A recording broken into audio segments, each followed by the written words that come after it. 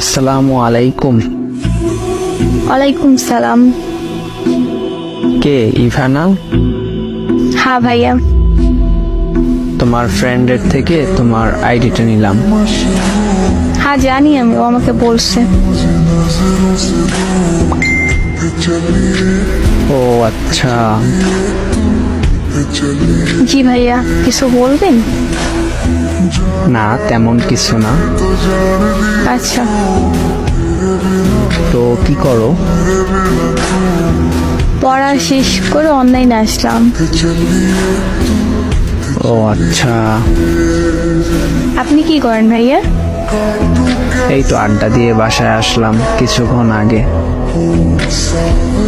এখন শুয়ে আছি। আচ্ছা। একটা কথা বলি? হ্যাঁ ভাইয়া বলেন। তুমি যে তোমার বান্ধবীর সাথে যাও, তোমার বান্ধবী প্রেম করে আর তুমি পাহারা দাও, তোমার খারাপ লাগে না? কি করব বলেন? আপনার বন্ধু আমার বান্ধবী পাগল করে রাখে না দেখা করার জন্য। ও আমাকে ইমোশনাল কইরা তারপর সাথে নিয়ে যায়।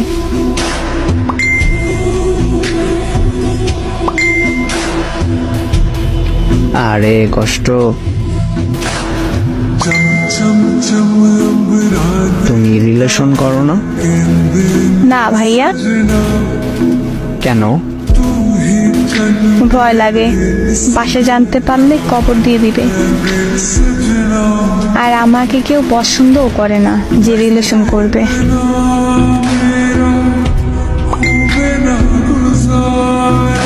কি যে বলো, পরীর মতো একটা মেয়ে, তাকে কেউ পছন্দ করে না, এই কথা মেনে নিতে হবে আমার? কে পড়ি? তুমি? মিথ্যা বললেন না। মেয়ে পটাতে গেলে এমন ছোট্ট খাট্ট মিথ্যা বলতে হয় গাইস। এখানে মিথ্যে বলে আমার কি লাভ?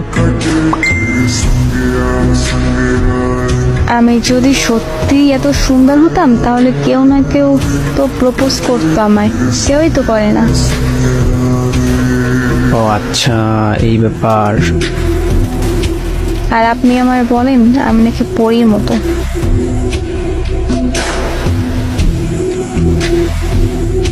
যেভাবেই হোক মেয়ে কিন্তু পটাতে হবে গাইস। পার্ট 2 লাগলে কমেন্ট এ জানাবেন।